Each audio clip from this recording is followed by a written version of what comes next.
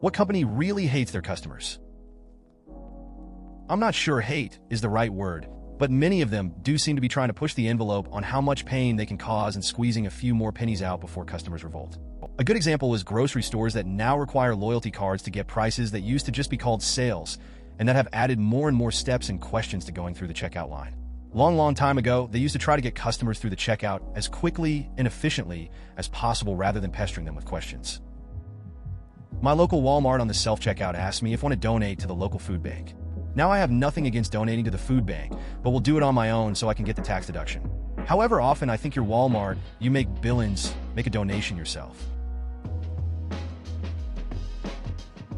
PlayStation made some accidental purchases using the controller for another purpose, but it was connected to PS4 account. We asked for a refund, and not only would they not give it to us, they banned us for life from our online account. So bizarre and truly a strange business decision. We would have still given them money. Tesla. Their customer service is horrible. My cousin lives 3 miles from the factory. When he ordered it, they twice delivered his car to the wrong house and even tried to strong-arm the wrong people into signing for it so they could get it off of the truck. Then it is broken into from the rear passenger window. 2 weeks after delivery. Despite being 3 miles from the Tesla factory, it took 3 minutes to get a replacement window. After driving a new car with a plastic sheet for a window for 3 mows, they triple invoiced him for the part. He called, emailed, etc. After finally getting that squared away, he drove it trouble-free for another 3 mows. He then received a notice from a collection agency for not paying the 2 extra window charges. After hassling another month or so, he just went and traded it in on a Toyota 4Runner. Dell. They used to be great. I had an old Dell laptop for years and liked it. So I bought one a few years ago. I know nothing about computers. And huge mistake. It's an absolute piece of dung. I kick myself eternally for not sending it back and getting a refund while I was able to. I didn't use it for a while after buying it and didn't realize how awful it is until it was too late. There's a paintball company, Smart Parts, that basically sued every other paintball gun company into the ground for using parts based off of their designs, which in turn decimated the industry. Yeah, they technically had the legal right to do so, but everyone viewed it as a scummy move and turned a huge amount of paintball players against them. It was a huge blow to all of the other companies, and many people blame them for the eventual downturn in the size of the sport. They went from universally loved to despised and blamed in just a few years. They royally pissed off the entire community. If you have AT&T, please put a PIN code on your account. In my experience, they do not offer this information, but you can have one put on your account. Anyone with a fake ID can come in and buy a phone/watch/ etc. onto your account without any other type of verification. Then they will deny your claim that it is fraud. Just went through this with my partner. They eventually relented and reversed the charges, but such a pain in the ass. Years ago, Verizon tried to double charge both my sister and me for a monthly bill. We had separate accounts, but both of us were told we missed our payments and owed the payment plus a late fee. We went in with bank statements, each showing where Verizon had been paid for our respective bills. They fought tooth and nail despite obvious proof to use weird verbiage to get around it and make us pay. We refused, and within a week broke our contracts and went elsewhere. I will never ever use Verizon again. I hate when people pretend shrinkflation works by somehow fooling the customer. You aren't fooling anyone. You are literally just not giving the consumer a choice. Same price, less product is really obvious, but if the customer still wants that product, they will pay despite knowing full well they're getting less. I would genuinely rather pay more for the product to be the same size as before.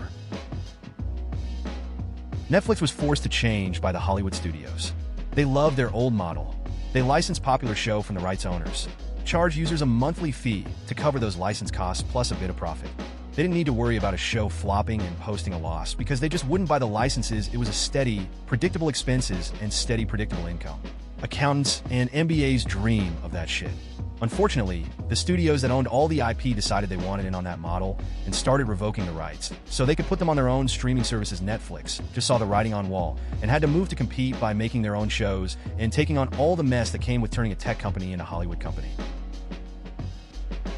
I have an HP printer, so I figured out by now and given up as well. The printer just doesn't work properly if you use non-original cartridges. Even if they work, they don't work properly.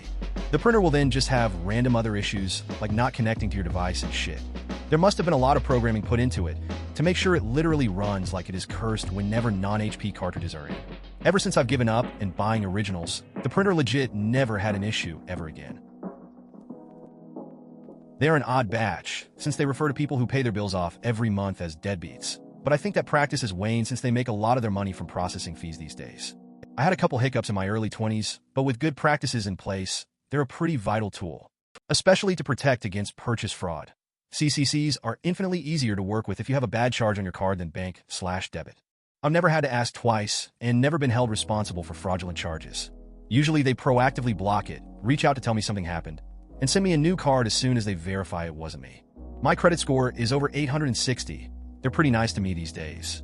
Laughing face. WTF happened to Amazon. In high school, I was always shopping there. It was great known brands, no shipping fees because my parents have Prime. Then I had a broke college student era. But now I'm moving into my first grown-up home, buying similar furniture as I used to buy in high school. All these random brands that I'd expect to be an IKEA name, and the shipping fees make the cheaper items cost just as much as the expensive items. Currently looking for a new vanity. I could get one for $200 or $100, but with a $110 delivery charge. Still using my parents' Prime account.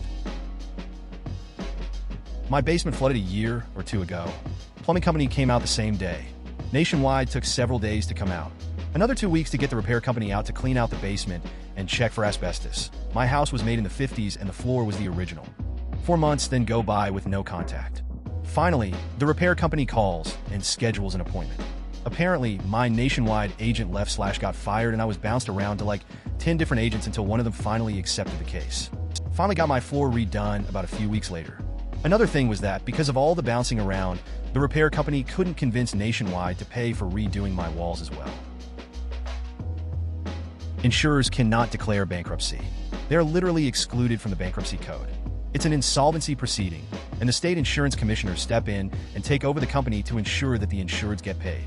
If it's authorized insurance, technical description, but has to do with how it's licensed, then every state has a guarantee fund that ensures that you get paid for your losses. If it's what is known as surplus lines insurance, allowed to be sold in the state, but subject to far less oversight, and requires a whole variety of insurance-specific issues to occur first, then the guarantee fund doesn't apply to you.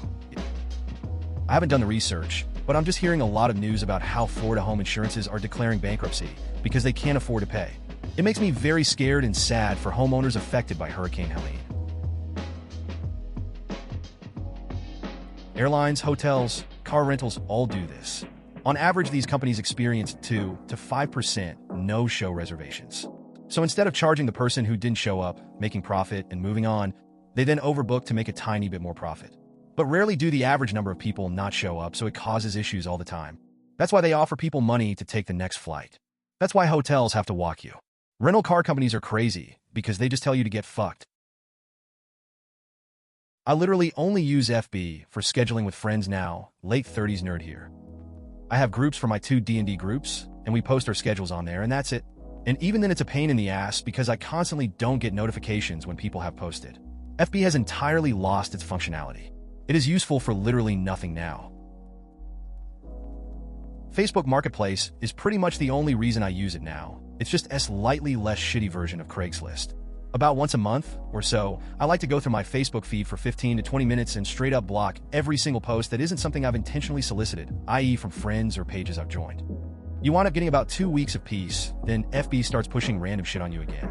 It's pretty hilarious watching the algorithm flail at you trying to find something you'll engage with.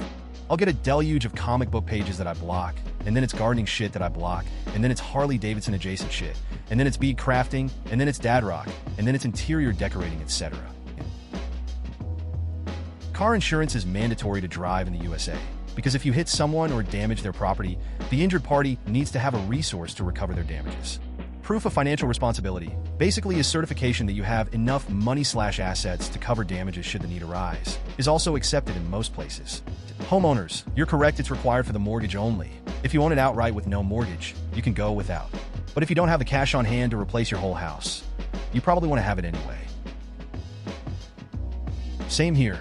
It was so frustrating and maddening because it seemed like the customer support person hated his job and seemed to want the customer to suffer too. For things I know are simple for them to do. AT&T was the worst. I don't know if they're still that way. I quit them for good 3 years ago. I'm always friendly and patient for a long time. And if you express a tiny bit of frustration, it was not, let's tackle this problem. It's, ma'am, calm down, ma'am, this is what I'm told to say/do, ma'am. Once they hit the ma'am phase, I know I am doomed. Yeah, I know. I would sit and inspect someone's bill line by line to see where the extra charges came from and find nothing. Example, each line item adding up to $150. But then the total bill is mysteriously $174 or something. Another thing they'd have us do is build a quote at a price low enough for the customer to agree. Then without telling them, load up their account with extras until their bill is double what they agreed to. Then when they complain, say they're already locked in. There are reasons I left that job. Please consider subscribing if you enjoyed. Love.